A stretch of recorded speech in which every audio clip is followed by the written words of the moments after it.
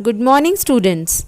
Today we will start learning the new chapter, Reproduction in Animals.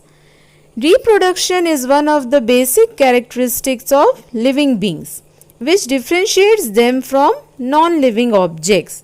Reproduction is the biological process by which new organisms are produced.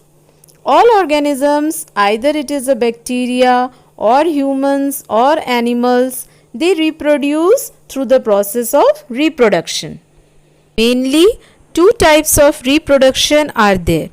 Asexual reproduction, it occurs in unicellular organisms and involves a single parent. New organisms arise from the single parent only. Second type of reproduction is sexual reproduction. It occurs in most multicellular animals and two parents are required to produce an offspring. Here the word offspring means new organisms or new individuals. First we will learn about asexual reproduction in animals. When a single parent produces offsprings, it is known as asexual reproduction. It is the simplest form of reproduction. For example, a bacterial cell divides into two daughter cells. Asexual reproduction is also seen in plants such as rose, potato, etc. In asexual reproduction, the offsprings are exactly same as the parents. They can be called as clones also. Advantages of asexual reproduction is that the offsprings get the good characteristics from the parents. But there is disadvantage also, that they get the bad characteristics from the parents as well, and they are not able to adapt to the environment. They do not have any new characteristics other than their parents.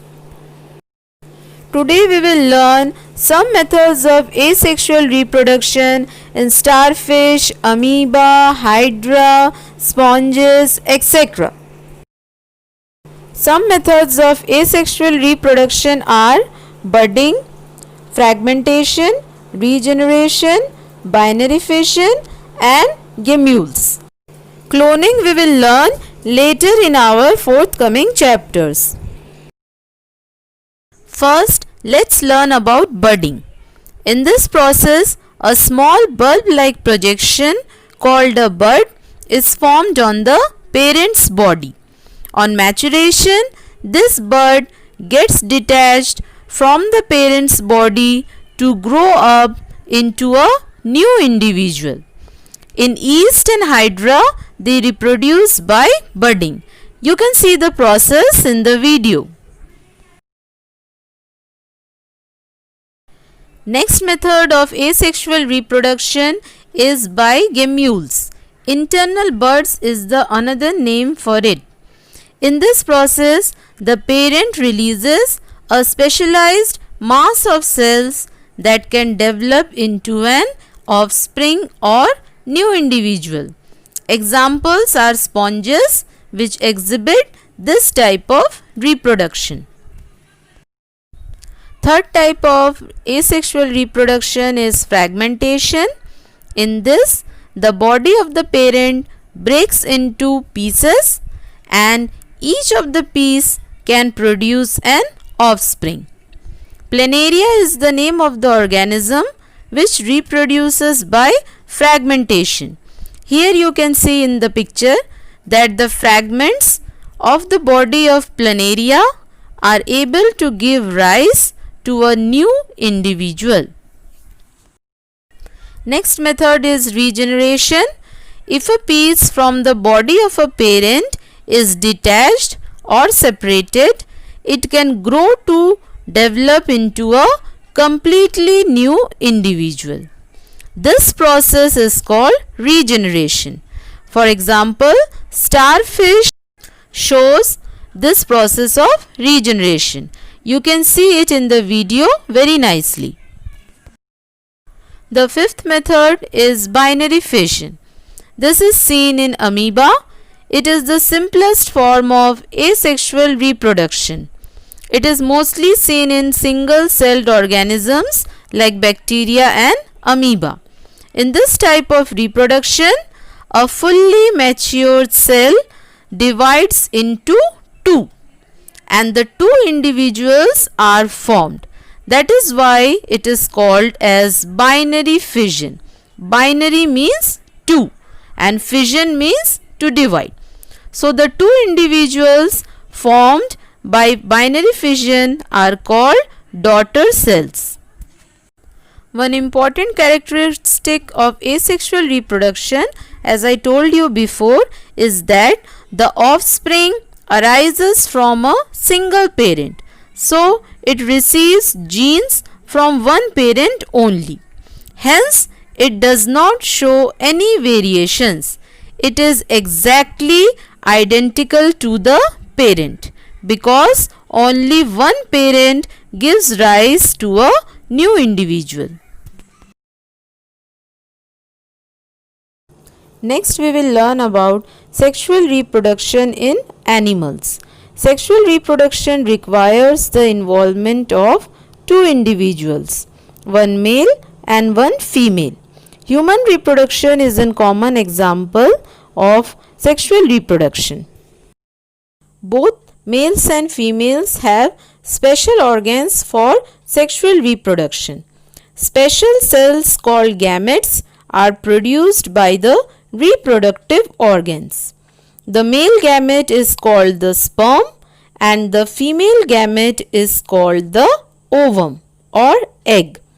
The union of these two gametes result in the formation of a zygote. The zygote is the first cell from which the new organisms grow. This process is termed as fertilization. Later in this chapter, we will discuss about the sexual reproduction in humans. So, union of a sperm cell and an egg cell results in the formation of zygote and this process is called fertilization. So, fertilization is of two types, external fertilization and internal fertilization. External fertilization is commonly seen in aquatic animals like frogs and fishes.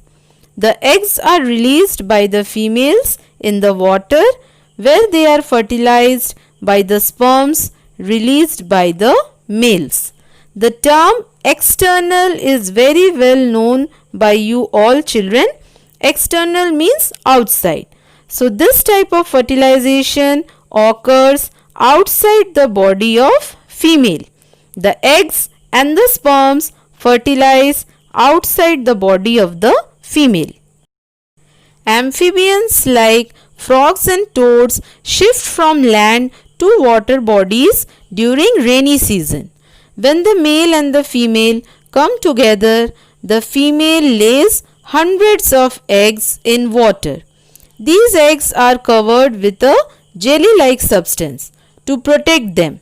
The male deposits the sperms directly over these eggs. The sperms have a long tail which helps them to swim in water. Now, the eggs are fertilized in water and this fertilization is taking place outside the body of female. After fertilization, the embryos formed continue to grow within their egg coverings and afterwards the eggs are hatched into young ones. Second type is internal fertilization. As the name suggests, internal means inside the body of female. In animals like dogs, birds, cows, goats, etc., fertilization takes place inside the female's body. Humans also have internal fertilization. Characteristics of sexual reproduction is completely different from asexual reproduction. In sexual reproduction, two parents are involved and the fusion of male and female gametes results in the formation of a zygote. The zygote receives the genes from both father and mother. So this results in variations of characters in the offsprings. So children, today we learnt about types of asexual reproduction and about sexual reproduction and two types of fertilization. Hope you all understood it. Learn it nicely again from your textbook. So see you again in the next class.